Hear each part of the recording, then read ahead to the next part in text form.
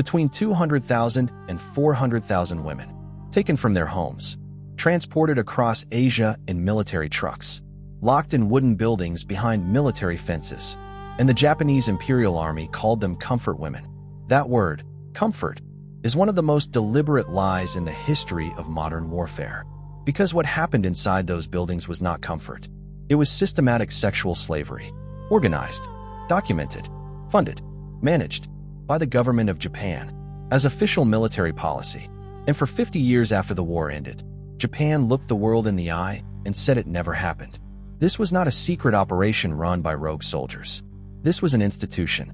The Japanese Imperial Army began establishing comfort stations in the 1930s. They operated across every major theater of Japanese occupation: China, Korea, the Philippines, Burma, the Dutch East Indies, Malaya, Singapore. Wherever the Japanese military went, the comfort station system followed. Girls as young as 14 were taken. Korean girls were told they were going to factory jobs. Filipino girls were told they were going to nursing roles. Chinese girls were simply taken. And Dutch women, European prisoners of war, were placed in the system alongside Asian women. Every nationality the Japanese army occupied, its women were considered available. The recruitment was run through a combination of military orders, civilian brokers, and outright abduction. Families were deceived with official-looking documents. Contracts were placed in front of women in Japanese, a language most of them could not read, and their signatures were obtained for agreements they did not understand.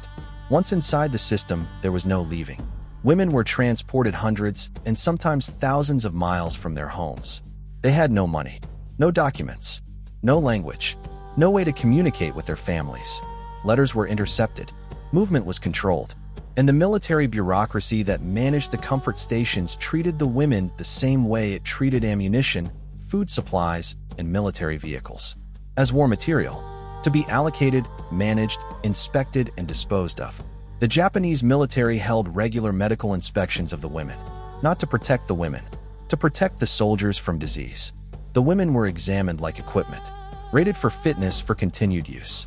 Financial records show that payments for the comfort station system were made to the operators and station managers, not to the women.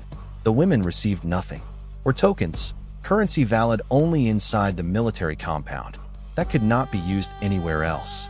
The system was profitable for everyone involved except the women inside it, and the men who designed it.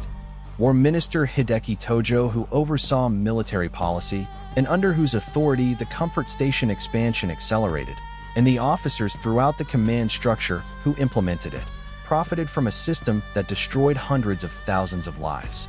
Hideki Tojo was convicted at the Tokyo War Crimes Tribunal in 1948, but not for comfort women.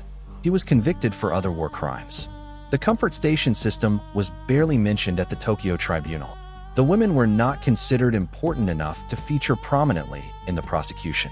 The American Occupation Administration under General Douglas MacArthur prioritized rebuilding Japan as a Cold War ally over pursuing full accountability for what the comfort station system had done.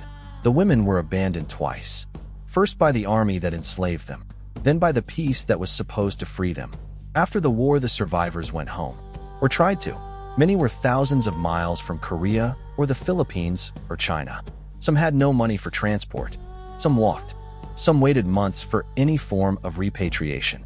And when they finally reached home, they found that the society they had been taken from had a word for what had happened to them. That word was shame, not for the men who had enslaved them, for the women who had survived it. Korean culture, Filipino culture, Chinese culture, all had traditions that made surviving sexual violence a source of social humiliation rather than recognition. So most survivors said nothing. For decades, they married, they had children, they grew old, and they carried what had happened to them in silence. For 50 years. In 1991, a Japanese historian found military documents in a government archive. Documents that proved the Japanese Imperial Army had directly organized, funded, and managed the comfort station system.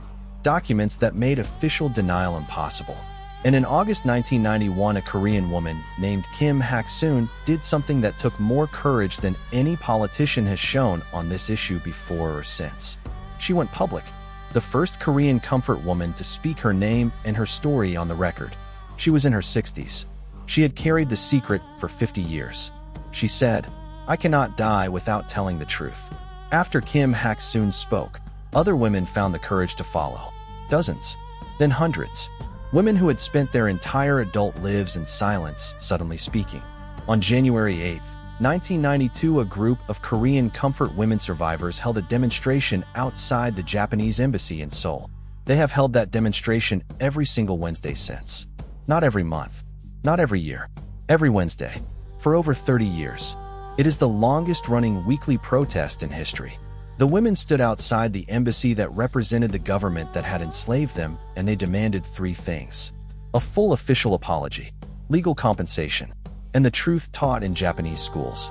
Japan has issued partial statements. The 1993 Kono Statement acknowledged the issue.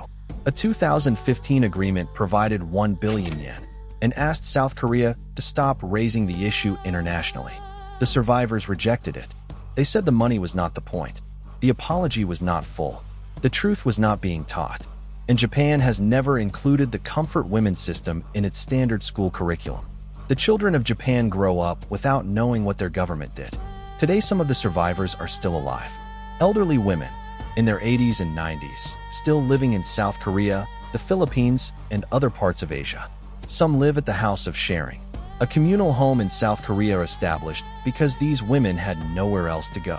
They are still testifying, still speaking to documentary makers, researchers, and journalists who visit them, still waiting for the word Japan has never officially said. Not a statement of regret, not a bilateral agreement, a full legal apology, addressed to them, by name, for what was done to them. The Wednesday demonstrations outside the Japanese embassy in Seoul continue. Some of the chairs at the front of the demonstration are now empty.